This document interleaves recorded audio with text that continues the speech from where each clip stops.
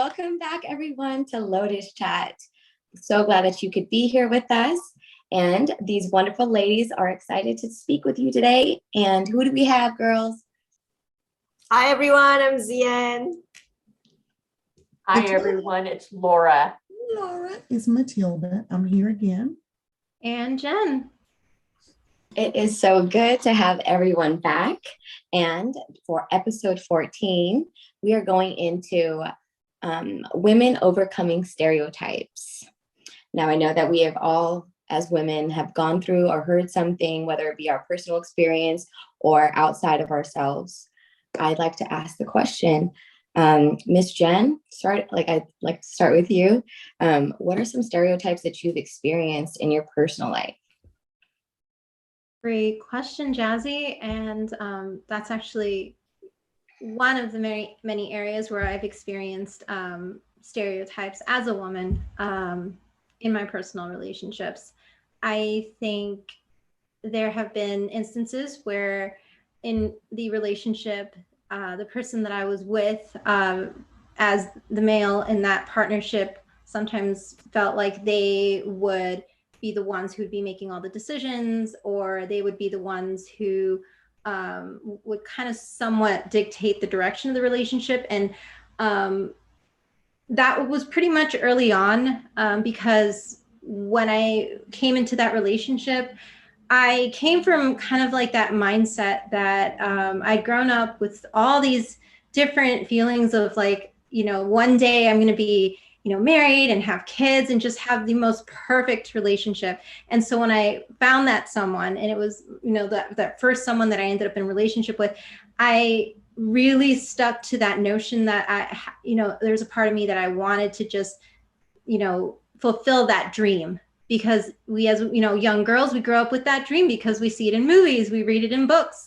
You know, one day we're going to have that prince come in the white horse, you know, and, you know, get that perfect white picket fence and the beautiful house. And but I think the reality of that situation kind of set in as we started getting to know each other more. And as I realized that I kind of had let my partner kind of take the lead in the relationship as a woman. And I kind of let him kind of say, okay, well, this is when we get married, this is how it's going to go. This is, you know, the house we're going to buy is going to be a house I'm going to look at. The finances that we have, well, I'm going to make sure that I'm going to be the one keeping an eye on the finances because I'm the breadwinner, that type of mentality. And once that kind of set in that is the relationship I was in, and I realized that as a woman, I wanted to have more of a voice in the partnership. That's when things started getting a little difficult. So I'm unsure as to, like, there's a part of me that wonders like how far I allowed myself to get into this. Like, why did I do it to allow the man to kind of have that much control in the relationship? But once I realized what had happened, I decided to use my voice more. And the more and more I used my voice in the relationship, the more and more he realized that the type of relationship he wanted was different. And not to say that, you know, everybody desires the type of relationship in their life that they desire. But for me, I realized that I wanted a partnership where I felt more like an equal in the partnership rather than as somebody who was kind of going with the flow in that relationship. So in that sense, I was, you know, falling into those stereotypes of a woman kind of allowing the man to kind of take the lead more rather than using my voice. And as women, we have to remember that is one of the most powerful things that we have is our voices, especially in a society that, you know, sometimes may make us feel like we have to dim, you know, the volume of our voices.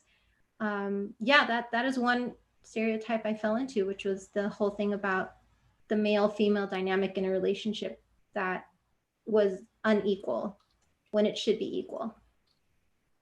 And what about you, Laura, in regards to your experience with stereotypes? What have you come across?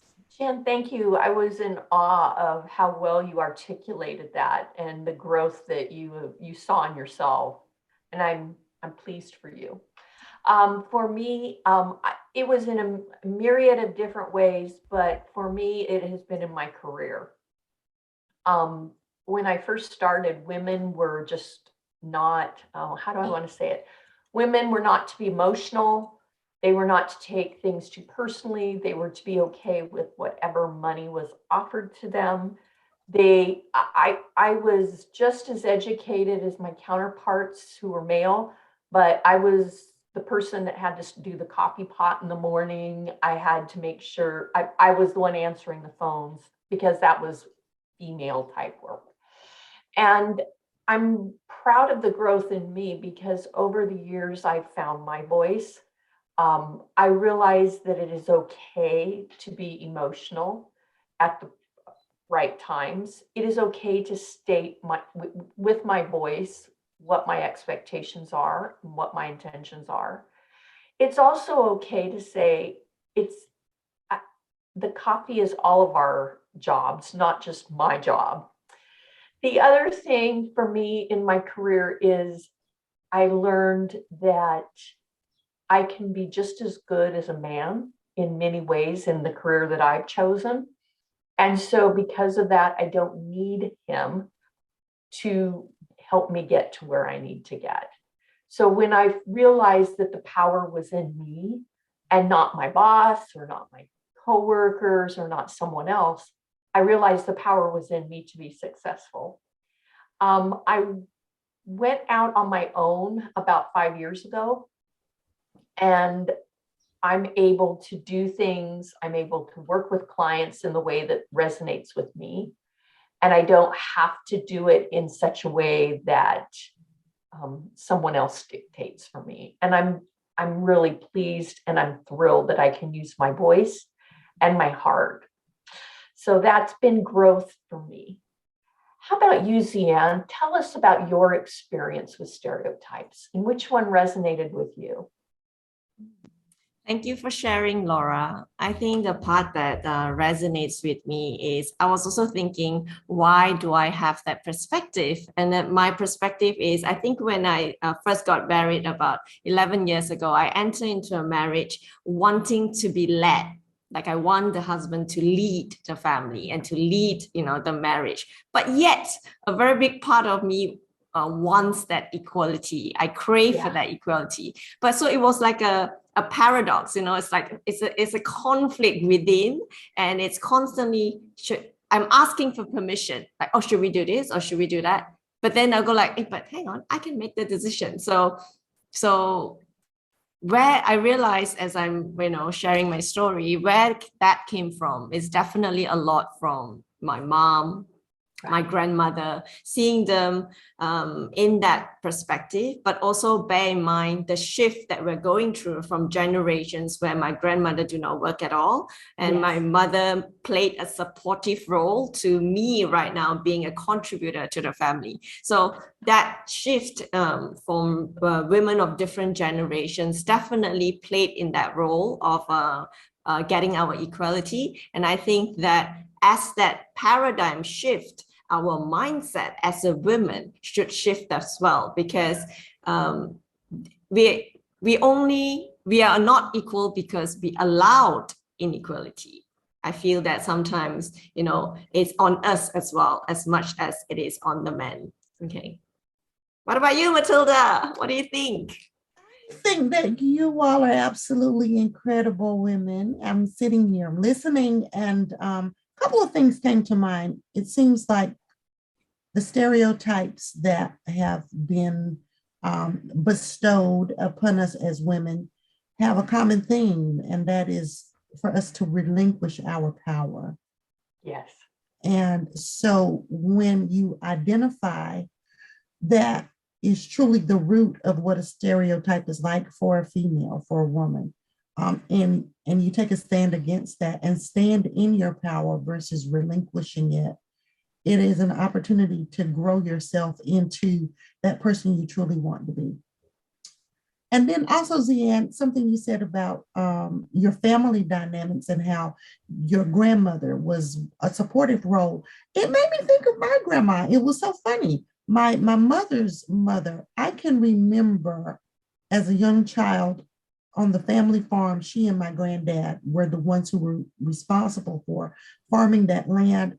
And I would watch grandma work alongside him from sunrise to sunset, and she would work as hard as a man. She would have on her old shirt and her straw hat, and I never saw her really wear pants, but a dress that was, down to her calves. And she would be out there in the field. For some reason, I'm seeing her hoeing the fields and working in the garden and just being very intent on working as hard as he did. But then on Sunday morning, she transformed into this woman that always had a shoes with a matching purse, and a big brimmed hat, and her lace gloves that was very feminine when she presented herself to church or to society. And so I had both dynamics, and I just realized that probably why I have not really succumbed to some stereotypes in life is because of that example that she set for me. But on the other side, you're born and the stereotyping starts. You think about it as children, the little girls are put in the area to play with the kitchen set and to take care of the baby dolls and to sweep the floor and to mop. And so we're put in that caregiver role, and the guys are put over there to play with the cars. And that's all they do. They grow up and they're still playing with cars. They're 50 years old and they're still playing with cars. So then when you flip it and you have a little boy that wants to play with the dolls, or a little girl that wants to play with the cars, that's a no-no. You're not supposed to do that. So I think that identifying those areas in our lives where we were introduced to stereotypes at a very young age, and then examining, is that really how I feel? Is that really what I think? Is that who I truly am and what I want to be? And then taking a strong stance in, that's not who I am at all, will help us to grow into that authenticity of standing against that stereotype and that relinquishing of power. Jazzy, back around to you. What you think, girl? I totally resonate with what you were sharing as far as we're born into it. We're born into, like, pink means girl, blue means boy. Girls get to play with the dolls and play house and have the baby, right? They teach us, like, just the men with the cars. It's like the women with the baby. So for so long, it's like we are destined to be just that nurturer.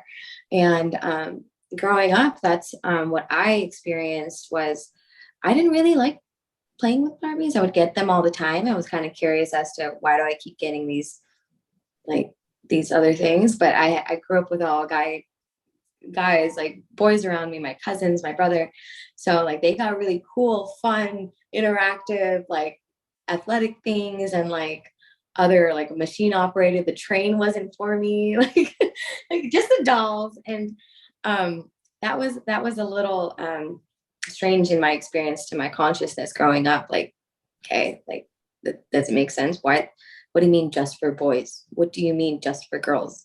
It was very strange. Even with playing basketball, I loved playing it. And my dad would love watching it. So, and I wanted to have a relationship with him so much that I would do all the things that he would watch. So, like, when it came to football, he would watch the Niners, and I'm like, okay, so I could throw a ball really good. But when it came to me, like, joining a team, it meant so much to me. My dad didn't help me to, like, actually pay for it. My mother took, like, what she had, and, like, I was paying for my junior basketball in, like, half dollars and quarters. And then when I finally, like, I was, like, point guard of the team, and that's, like, the one who kind of leads the team when they do all the plays. And I thought my dad would be proud. I was like, will you come to my first game? He looked at me while he's watching the game, and he's like, that's not for girls.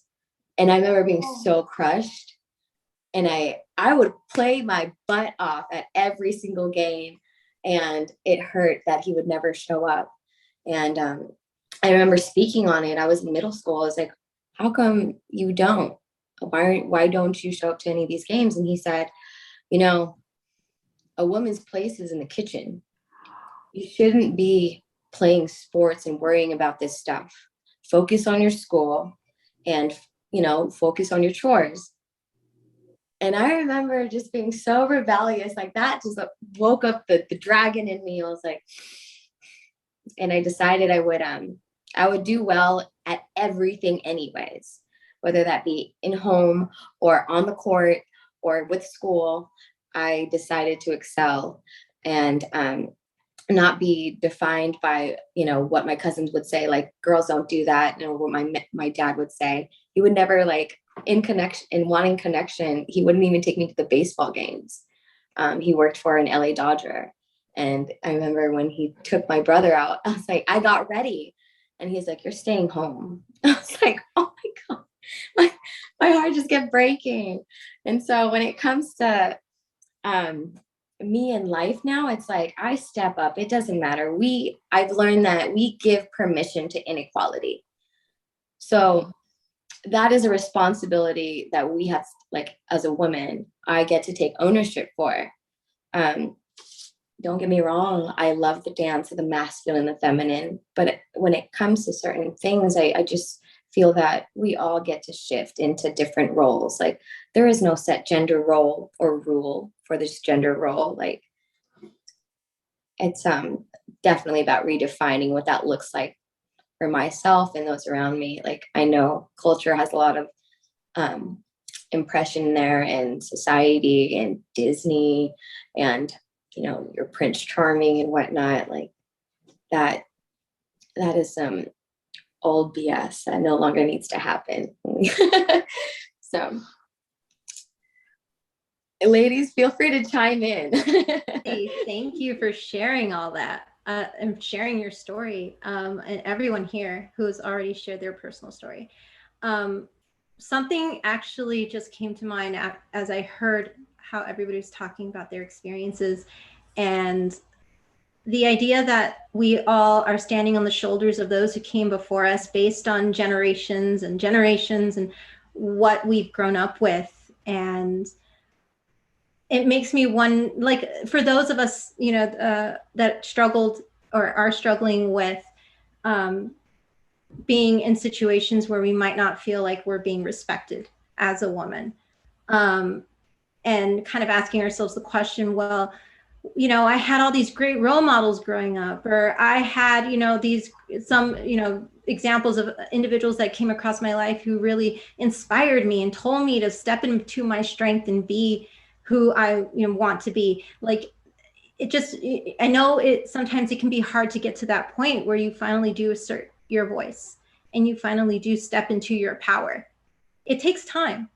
And like in my example, I was surrounded by really strong women growing up. And to think that I ended up in a relationship where I allowed certain things to happen, now that I look back, I'm like, I had so many great women I could have, emulated in a way. My grandmother came to this country with my aunts and my father, and it was just her. And my grandfather worked hours and hours on end. And here was my grandmother, taking care of 4 kids almost on her own, which in itself showed her strength as a woman.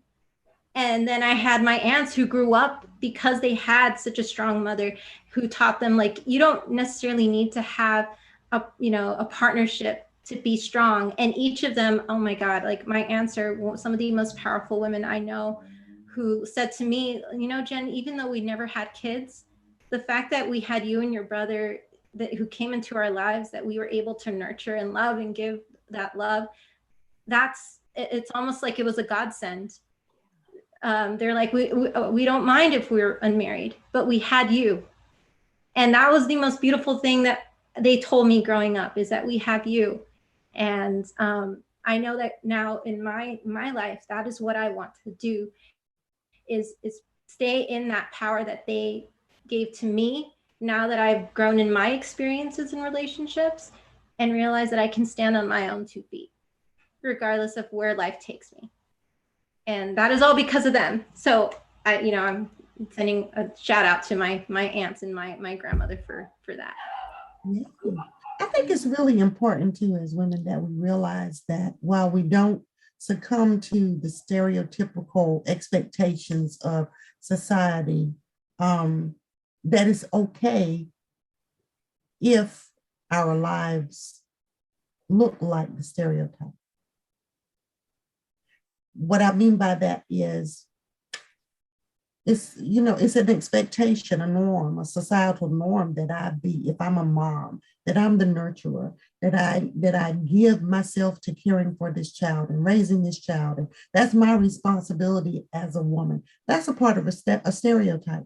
It's also an absolute joy. Mm-hmm. So while we do recognize that there are stereotypes that have been placed upon us that we don't have to govern our lives by, there are some that seem stereotypical that can actually bring joy to our lives. And like what you were saying, Jen, as far as the example that your aunties and your grandmother had for you as being strong women, you've chosen that you'd like to be in a relationship with a partner and have that family, that home, and that's okay. I think the takeaway for us tonight is that we get to identify what speaks to us, and we grow ourselves past where we are now to where we want to be. I love that, Matilda. Thank you for sharing that. As I was listening to you, I was thinking, though, about choice. And so many of us don't realize that we have a choice in what it is that we want to do. We think that we're required or we're expected or someone will tell us. And I was moved by Jazzy's story where she chose to continue in sports and chose to continue doing it. Even though it hurt, that was what she wanted to do. In my life, I chose to have a career. I was the first person in my family to not only get a bachelor's, but also a master's. And that was a big deal in my family because they went to work, they earned money. That was what you did. And I chose to be a mom. And it's the greatest joy in my life, but it is a stereotype as well. So I loved what you said, Matilda. I think we need to really realize that as women, instead of an obligation or what are we expected to do, look at ourselves and say, what is it that I want to do? What's going to fulfill me? When my son was born, I can't tell you the number of do-gooders that came to me and told me that I needed to quit work because if I didn't, he would be lacking in his life because I wasn't there. Did I really want to be with him? Of course I did, but I couldn't. He is now one of the most well-adjusted, impressive young men in the world. And I'm not biased or anything, but what if I had listened to people and I had just quit my job? I had to go with what was right for me and still providing the love and nurture. So I think as women, we really need to look at what is our choice, what feels right to us, and not think or listen to what others are saying. I love that, Laura. Shout out to Logan if you're watching. It'll embarrass him, I'm sure. I'd agree with that statement with choice. I also want to touch lightly upon the stereotype of what women have to look like. Having to look a certain way, show up a certain way. Did you guys, and here's a fact. So the creator of Hello Kitty, are we all familiar with Hello Kitty? So Hello Kitty was created by a man who depicted the perfect woman. So if you notice, like in a lot of the Hello Kitty like comics or cartoons, she's doing all the basic home things and she has no mouth on purpose. It's because a perfect woman does not speak. She just does all those things. Mm-hmm. And she looks a certain way. She's cute all the time. I feel like that is something that there's a lot of subliminal things in society. And we're always being programmed. We grow up and we're unconsciously always being programmed. And I think the way that looked, that looked nice, but then I know for myself and other women, I'm sure, is that there were other things that called to us that were outside of that realm. Like you said, you started, you chose to have a career. You chose to create something in a powerful position and to do both, create a both and. And I commend you and I acknowledge you for being that type of woman, because I feel like society says that the woman has to sacrifice what her like what her authenticity is or what her calling is. I know my mom put her dreams on the back burner to be that nurturing, sweet, kind. And I don't feel like that's something that women have to fit into the mold to. So whether that, I know I started with self-image, but just into any position in life, whether it be work or at home, I think the invitation is to find what your voice sounds like. What is your inner voice telling you? And what feeds your soul beyond what someone else in your family or your expectations are? Because sometimes that's the part we end up regretting at the end of life. And I've witnessed that, is that, your dreams get to live. How you want to show up, how you want to dress. You don't gotta do the face and makeup and the dress and whatever. Like, I know I like to do it because it's fun. I look like a troll half the time. So when I get to dress up, it's like, You don't look like a troll. I got two looks, it's like troll or just the whole fun stuff.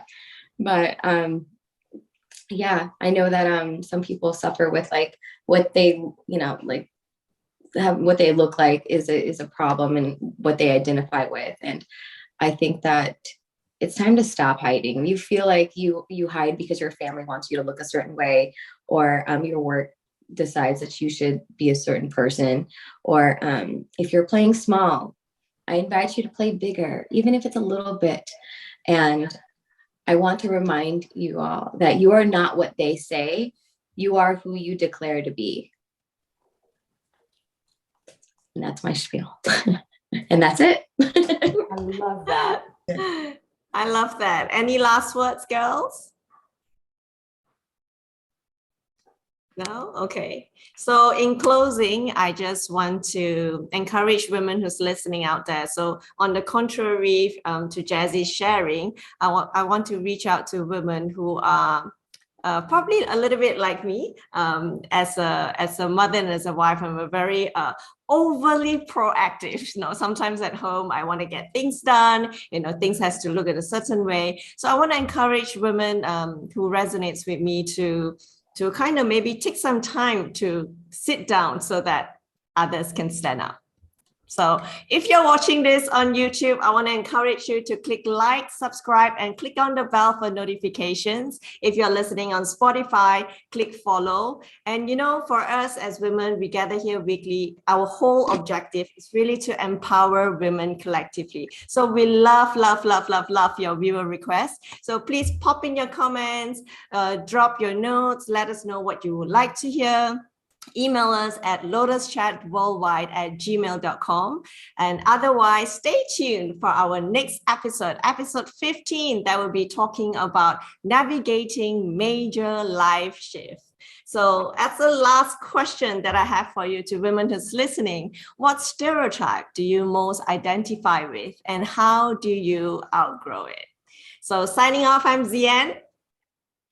I'm Jazzy. Bye. I'm Laura. Bye-bye. I'm Matilda. Have a good evening. I'm Jen. Much love. Thank you. Bye-bye.